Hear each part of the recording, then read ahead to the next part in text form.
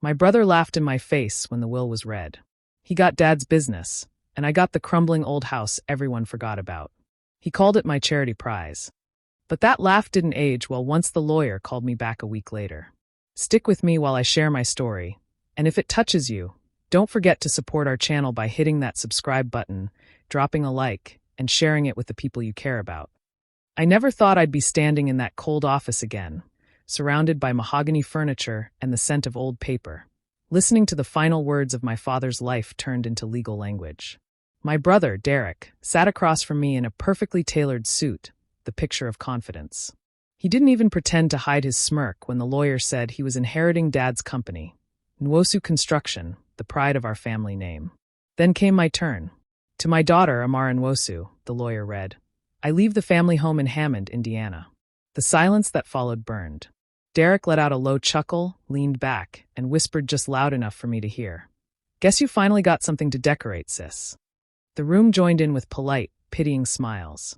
I forced one too, but my stomach churned. It wasn't that I wanted the company. I had my own life in Chicago, a steady if unremarkable job at a design firm, a quiet apartment, and enough independence to keep me content. But hearing him mock me, like Dad's love could be measured in profit margins, felt like someone had rubbed salt into a lifelong wound. Derek had always been the golden child. Even when we were kids, our father used to say, Derek has the drive, Amara has the heart. I never realized he meant it as a division of worlds, one of ambition and one of quiet endurance. But standing there, hearing my inheritance reduced to a joke, something in me hardened. After the reading, Derek clapped me on the shoulder like I was a child. Don't take it personally, he said. You were never cut out for the business side of things. That house suits you better anyway. It's sentimental. The way he said it, dripping with superiority, made me want to scream. But I just smiled and said, maybe it does. That night, I sat in my car long after I left the lawyer's office, staring at the old house keys in my hand. The brass was tarnished, cold, and heavy, like a burden. Yet, I couldn't shake the feeling that Dad had known something. My father wasn't careless. If he gave me the house, there had to be a reason. Derek drove off in his sleek black Mercedes, already planning his empire. I drove back to Chicago in silence, but I promised myself one thing. I wasn't going to let his laughter be the final word. Something in my gut told me this wasn't over, not by a long shot. The drive to Indiana felt longer than I remembered. The farther I got from the city, the quieter everything became, until the only sound was the hum of my tires and the rustle of bare trees leaning over the road. When I finally pulled up to the old house, the sight stole my breath. The white paint had peeled away, the porch sagged, and ivy crawled up the sides like it was trying to hold the place together. It looked like time itself had given up trying to move forward here. The front door groaned as I pushed it open. The smell hit me first, dust, wood, and something faintly sweet like old perfume. For a second, I could almost hear my mother's laughter echoing from the kitchen. See my father bent over his blueprints at the dining table. Every corner of the house seemed to hum with memory. My shoes left marks in the thick dust, but it didn't feel abandoned. It felt like someone had just stepped out and never came back. Upstairs, the air was cooler. My childhood room still had faded wallpaper with little flowers, and in the corner sat my old desk, smaller than I remembered. I ran my fingers over the wood and felt something rough under the varnish, a memory of my father helping me carve my initials when I turned 10. I smiled without meaning to. Then I noticed a sealed drawer locked tight. Downstairs, in the study, I found an envelope on the desk. My name was written across it in my father's handwriting. Inside was a small brass key, older than anything else in the room. No note, no explanation. Just the key. I tried it on the drawer upstairs, but it didn't fit. Whatever it opened, it wasn't here, or maybe not yet. As the sun dipped behind the trees, I stepped out to the porch. The air smelled like rain. Across the street, an elderly woman watering her plants waved at me. I crossed over, and she smiled kindly. You must be Obina's daughter, she said. We wondered when someone would finally come back. I nodded, still trying to find my voice. Did my father talk about selling the house? I asked. Her smile faded. Your brother came around a few years ago, tried to make him. Said it was a waste to let it rot. But your daddy wouldn't hear it. Told him this place carried the family's heart. The words lingered in my mind long after I went back inside. The family's heart. The house creaked as if agreeing. I looked around the dimly lit living room, noticing small details I hadn't before. Pictures missing from frames, boxes stacked neatly by the stairs, and that strange key glinting in my palm. For the first time since the will reading, I felt a pull, not of obligation, but of purpose. Whatever my father wanted me to find, it was hidden somewhere within these walls. And I wasn't leaving until I understood why. The air in my old room was heavy, thick with the scent of age and silence. I sat on the edge of the bed, tracing the edge of the window frame as dusk settled outside. Every sound in the house felt amplified: the ticking of the clock downstairs, the soft creak of the floorboards. My father's presence lingered here, but so did something else: memory. I could see it as clearly as if it were happening again. The last Christmas we all spent together. The table had been set with my mother's china, the good set we only used for special occasions. Dad looked tired that night, his eyes clouded but proud, still wearing the same gentle smile he always had for me. Derek arrived late, full of energy and stories about the company. He'd brought expensive wine and that smug air of success that filled every room before his voice even did. Dinner started normally enough, but Derek couldn't resist steering the conversation toward business. "We're on track to expand into 2 new states next quarter," he said, flashing his perfect grin. "Dad, once we acquire those properties, we'll finally break 8 figures." I remember smiling politely, cutting into my food. "That's great, Derek," I said. "But maybe slow down a bit? The company's growing so fast. Maybe Dad should rest instead of." He laughed loud and sharp. "Rest? Come on, Amara. You wouldn't understand. You're better off decorating houses than running them." The words hung in the air like smoke. My fork froze midair. Dad didn't say anything, just pressed his napkin to his mouth, eyes flicking between us. I waited for him to defend me, to remind Derek that I was part of this family too. But he stayed silent. That silence cut deeper than Derek's insult. After that night, things shifted. Calls about company matters stopped, including me. When I visited the office, Derek made sure I felt out of place. He called it Dad's empire and told everyone I was the creative one. Like that excused him from treating me like I didn't belong. Sitting here now, in the same house I once ran through barefoot, I can see how it all unraveled. Derek's charm, his constant persuasion, the way he wrapped our father around his ambition, it all built a wall between us. Dad must have seen it too, even if he never said it aloud. The shadows grew longer across the floor, and I felt that same ache I used to feel after those dinners, half grief, half confusion. Maybe this was why he left me the house. Maybe it wasn't pity. Maybe it was something he couldn't put into words. I looked around the room again, eyes falling on the key resting on my desk. My father had always spoken through gestures, not speeches.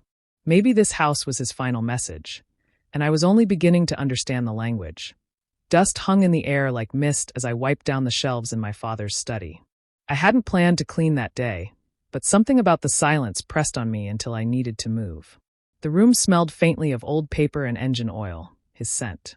Books were stacked everywhere, some in neat lines, others tilted and uneven, like he'd been searching for something and never finished. As I pulled out a heavy volume, the entire shelf shifted slightly. I frowned, pressed my palm against the side, and felt a draft. Something hollow hid behind it. I tugged the bookcase away from the wall, and there it was, a narrow wooden door, almost invisible under years of dust. The handle was rusted, but the small brass key I'd found earlier fit perfectly. The door creaked open, revealing a tiny hidden room, no larger than a closet. The air inside was colder, untouched. A single bulb hung from the ceiling, and when I pulled the chain, light fell across a metal safe, a box of papers, and a leather-bound journal resting on top. My hands trembled as I reached for it. It was my father's handwriting, unmistakable, strong, and neat. The first pages were filled with daily notes, meetings, project details, bits of scripture. Then the tone changed. Words like concern, trust, and betrayal appeared more often. I turned a page and found a ledger tucked between the sheets. Rows of numbers filled the columns, but what stood out were the red marks, transfers that didn't belong. Amounts missing, payments redirected, and one name that kept reappearing, Derek. I sat on the floor, staring at the numbers until they blurred. My father had discovered it. He must have known Derek was taking money from the company long before he passed. The realization made my chest tighten. He hadn't been blind to what was happening. He'd been documenting it. At the bottom of the box lay a sealed envelope, edges yellowed. Across the front, written in his steady script, were the words, "To the rightful heir." My breath caught. Inside, a short letter waited, the ink slightly faded but clear. "My child, if you are reading this, then truth has found its way back to where it belongs." I could not confront what I knew without tearing the family apart. But I trust that time will do what I could not. When the time comes, the lawyer will know what to do. I read the words again and again, my pulse racing. He had left breadcrumbs, not pity. Every decision, every silence had led me here, to this moment in this house. The journal, the ledgers, the letter, they were pieces of something larger, something deliberate. My inheritance wasn't the house itself. It was the secret buried inside it. And for the first time, I understood. My father hadn't left me behind. He'd left me the truth. A week passed before my phone rang. The number on the screen was unfamiliar, but something about it made my stomach tighten. When I answered, a calm, deliberate voice greeted me. "Ms. Nwosu, this is Mitchell Graves, your father's attorney. I'm calling because there's been a development regarding the estate. Would you be available to come in tomorrow?" The words hit like a quiet storm. A development? I agreed without hesitation, though my pulse wouldn't slow for the rest of the day. That night, I barely slept. Every creak in the house reminded me of the safe, the letter, and the way my father had written, "The lawyer will know what to do." When I arrived at Graves' office, the same room where I'd last faced Derek's smug grin, the atmosphere felt different, heavier, private. Graves greeted me with a nod and gestured toward the chair opposite his desk. "Thank you for coming on short notice," he said, opening a slim folder. "Your father's estate contained a secondary directive, one that could only be reviewed under certain conditions." I leaned forward. "Conditions?" He adjusted his glasses. "Yes. Your father included what we call a contingency clause. It wasn't to be revealed during the initial will reading because it depended on a confirmation of financial and ethical readiness. Those conditions have now been met." My throat went dry. "What does that mean?" He unfolded a sealed document, the paper crisp and formal.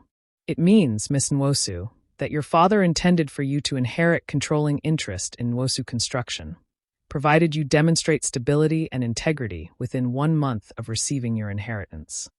I blinked, trying to absorb his words. "Control of the company? That can't be right. My brother." "Your brother," he interrupted gently, "was never guaranteed permanent ownership. The will's second clause reassigns majority shares to you if sufficient evidence proves you uphold the moral and financial principles your father valued." He paused, studying me. "Your father believed truth would surface through your choices, not your ambition." My hands trembled slightly as I recalled the documents hidden in the study, the ledgers, the journal, the letter. "So the house?" Graves nodded slowly. "It's central to the clause. According to your father, the proof of rightful ownership lies within the property itself. He trusted that you would uncover it." The air seemed to shift. I understood now why the house had been left to me, why he'd written those final words. My inheritance wasn't an afterthought. It was a test. Graves leaned back. "You have 4 weeks to present verification of stability. If successful, the company's shares will transfer to you automatically. Mr. Derek Nwosu is currently unaware of this clause, and I advise you to keep it that way for now." I nodded, my voice barely above a whisper. "Understood." As I left the office, the city noise felt distant, unreal. My father had trusted me with something far greater than I imagined. The house wasn't just a memory, it was a weapon, and the truth inside it was about to change everything. The glass doors of Nwosu Construction gleamed under the morning light as I walked in, clutching a folder that felt heavier than it should. I hadn't planned to come unannounced, but I needed to see him, needed to look Derek in the eyes before things went any further. The receptionist froze when she saw me, unsure what to do, until Derek's voice echoed from down the hall. "Let her in." His office hadn't changed. Polished wood, framed awards, and a wall-sized photo of him shaking hands with city officials. He stood behind his desk, smiling like he owned the whole skyline. "Well, if it isn't the heiress of Hammond," he said. "Finally tired of cleaning cobwebs?" I forced a calm smile. "Actually, I came to make peace. Dad wouldn't want us fighting." He laughed, a low, practice sound. "You came all the way here for peace? That's cute. But I'm afraid the business world doesn't run on family feelings." He circled me like a predator measuring distance. "Tell me, how's that house treating you? Falling apart yet?" I met his gaze evenly. "It's holding more than you think." The words landed sharper than I intended. His smirk faltered for a second before returning, tighter this time. What's that supposed to mean? Nothing, I said, shrugging. Just that Dad left me more than I realized. The air in the room changed. Derek's charm evaporated, replaced by a glint of something darker. He stepped closer. You really don't know what you're talking about. Don't start something you can't finish, Amara. I'm not starting anything, I said softly. I'm just understanding what's mine. For a long moment, neither of us moved. Then he turned away, jaw tight. You'll regret this attitude. I've built everything from the ground up. He stopped himself, smiling again, but it didn't reach his eyes. You just stay in your lane, little sister. Leave the real work to those who can handle it. I walked out before I said something I couldn't take back. My heart pounded, but my hands were steady. He didn't know I already had proof, ledgers, journal pages, photographs of every document. They were safe now, locked away where only I could reach them. By the time I reached the parking lot, I saw him through the glass wall on the phone, pacing. His expression was sharp, calculated. I couldn't hear his words, but I knew that look.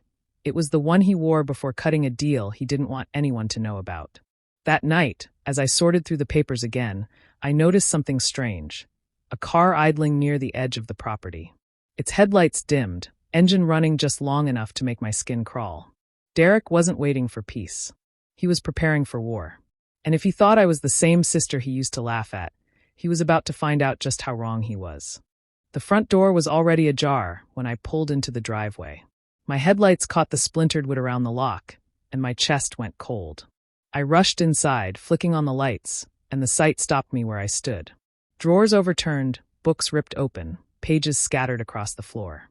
The safe in the study was pried open, the metal warped and twisted. The journal, my father's journal, was gone. For a long moment, I couldn't move. The air smelled like dust and intrusion, like something sacred had been violated. I checked every room, my steps quick and uneven, but it was the same everywhere, chaos. Whoever came here knew what they were looking for. My hands shook as I picked up torn pages from the floor, pieces of my father's handwriting shredded and smeared with dirt. I sank onto the couch, heart pounding, rage simmering beneath the shock. Only one person would have reason to do this. The next morning, I drove straight to Derek's office. He was leaning back in his chair when I burst in, perfectly calm, his smile as sharp as ever. Well, that's quite an entrance, he said. You look like you haven't slept. You broke into the house, I said, my voice low, shaking. He raised an eyebrow, feigning confusion. Excuse me? The safe was destroyed. Dad's journal is missing. Only someone who knew what was in it would bother. He laughed lightly. You really think I'd waste my time digging through that dump? You should get better locks. But then he said it, too casually. Besides, nothing in that journal could hold up without the financial pages. I froze. What pages? His expression flickered, a half-second too late. I don't know, Amara. You're the one playing detective. The denial sounded rehearsed, hollow. He leaned forward, lowering his voice. Let it go. You don't know what you're stepping into. Walk away before you embarrass yourself. I stared at him, searching for any trace of the brother I once trusted, but all I saw was greed. When I left, my hands were clenched so tight my nails dug into my palms. Back at the house, I stood in the wreckage, trying to calm the storm inside me. Then a thought surfaced, something my father had written near the end of his journal. The real record in the beams. I climbed to the attic, flashlight trembling in my grip. Dust coated everything, but when I looked closer, one of the support beams had fresh nail holes, slightly misaligned. I pried it open carefully. Inside, wrapped in plastic, was a second bundle of documents, ledgers, signed contracts, bank statements. I spread them out on the floor, the truth unfolding in black ink. Forged signatures, unauthorized transfers, proof of embezzlement. Derek's name appeared again and again. Tears stung my eyes, not from surprise but from confirmation. My father had known all along, and he'd hidden the evidence where only I would find it. Derek hadn't just stolen from him. He'd tried to erase the truth. But the house had kept its promise. The truth was still here. And now it was mine to use. The next morning, I drove back to Chicago with the documents sealed in a thick envelope beside me. My fingers never left it the entire ride. By the time I reached Attorney Graves' office, the sky had turned gray, matching the weight in my chest. He looked up from his desk when I entered, surprise flickering in his eyes. You found something, he said quietly. Without a word, I placed the envelope in front of him. He opened it slowly, laying out each page, reading every line with the precision of a man who knew what discovery meant. When he reached the forged signatures, his expression hardened. "These," he said, tapping the papers, "are decisive. Your brother falsified records and diverted funds under your father's name." He took a deep breath, leaning back. "Ms. Nwosu, this satisfies the condition your father set forth. The secondary clause of the will is now active." The words seemed to echo. I asked what that meant, though I already sensed the answer.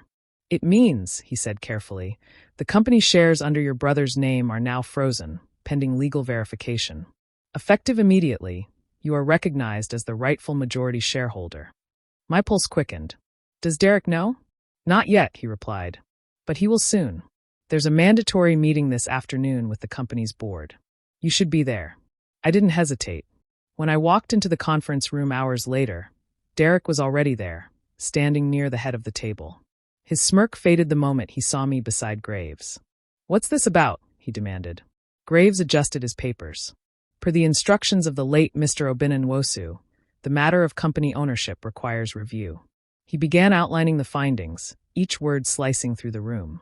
When he presented the evidence, Derek's face shifted from disbelief to fury. "This is ridiculous," he snapped. "You think she didn't fabricate this? She's been obsessed with that house, digging up ghosts." I met his glare, steady but shaking inside. "Dad trusted the truth to outlive your lies." He slammed his fist on the table. "You're nothing without me. That business was mine. He knew I could run it. You're just—" "Enough," Graves interrupted firmly. He opened a smaller folder and read the final line of the sealed clause. Mr. Nwosu stated, and I quote, "The house shall reveal the truth, and the truth shall set the heir free." Silence followed. Derek's mouth opened, then closed again. The board members exchanged glances, whispering. Graves continued. "Until further notice, Mr. Derek Nwosu is suspended from company operations pending investigation." Derek turned to me, rage flickering beneath humiliation. "You'll regret this." I didn't respond. I simply gathered my things and stood. For the first time, the power in that room didn't belong to him. As I walked out, I realized my father's plan had unfolded exactly as he intended. The house had spoken, and its truth had set everything right. The days that followed were strangely quiet. There was no rush of triumph, no celebration, only the steady rhythm of rebuilding. The company board handled the legal fallout, and I stayed away from it all. My focus returned to the old house, the place where everything had started and ended. I hired a small crew to help with repairs. Walls were patched, windows replaced, floors sanded until the wood shone again. The neighbors stopped by often, curious about the transformation. Some brought food, others stories about my parents. Every nail driven, every coat of paint felt like healing, turning grief into something living again. One afternoon, while sorting through boxes, I found one labeled in my mother's handwriting. Inside were sketches and notes, plans for a community space, a safe home for immigrant families starting fresh. Reading her words brought tears I hadn't shed in months.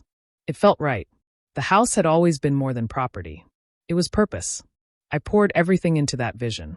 Volunteers came, furniture was donated, and the rooms that once echoed with loss began to fill with laughter and voices in different languages. The house that Derek mocked as worthless became a refuge, exactly what my parents would have wanted. News of Derek's downfall spread fast.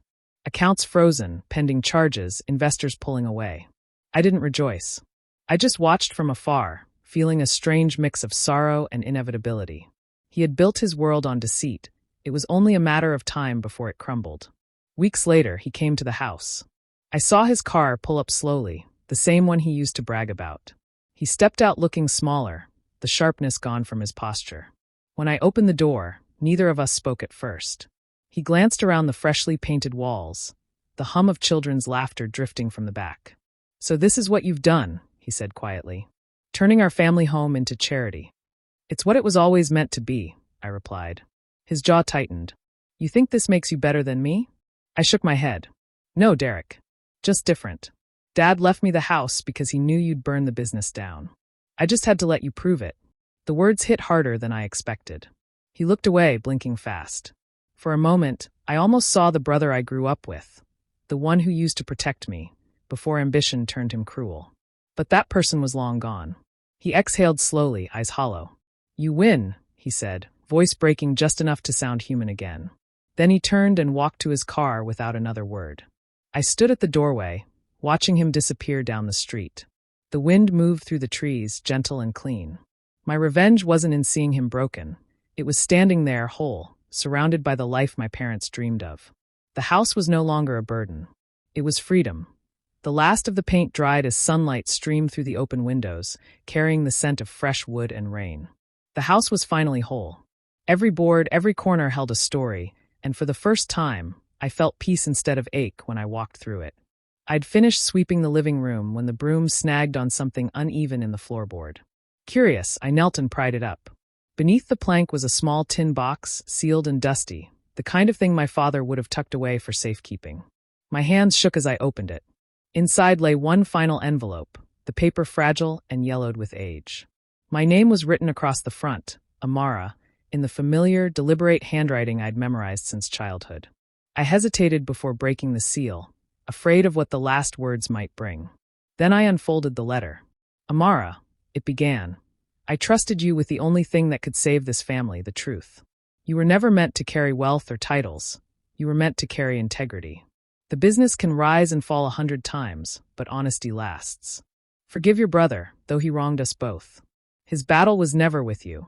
It was with himself. Do not let anger take what love left behind. And never forget who you are. Dad. The ink had faded slightly, but the message cut through time like it was written that morning. I sat there for a long while, the letter resting on my lap, the quiet hum of the house around me. It wasn't just a home anymore, it was a testament. Every secret uncovered, every truth faced, had led me to this moment. Outside, the sound of children playing in the garden drifted through the window. The laughter mixed with the rustle of trees, soft and alive. I walked onto the porch, the same one I'd once stepped onto feeling small and forgotten. Now the air felt open and kind. The sunlight touched everything. The walls, the steps, even the old railing my father once leaned against while talking about dreams I was too young to understand. I sat down and let the letter rest beside me. Forgiveness wasn't easy, but I knew it had to start somewhere. Maybe it began with letting the wind carry my father's words through the rooms he built and the walls I restored. Maybe it began with believing that even broken families can be mended, not by money or revenge, but by truth. The house no longer held ghosts, it held gratitude. What had once been my humiliation had become my strength, my inheritance in every sense that mattered. As the sun dipped low and the light poured through the open windows, I smiled for the first time in a long while. I hadn't just kept my father's legacy alive. I had finally become the person he always knew I could be. Do you think Amara made the right choice by choosing forgiveness over revenge? Share your thoughts in the comments, and don't forget to like, subscribe, and share if her story moved you.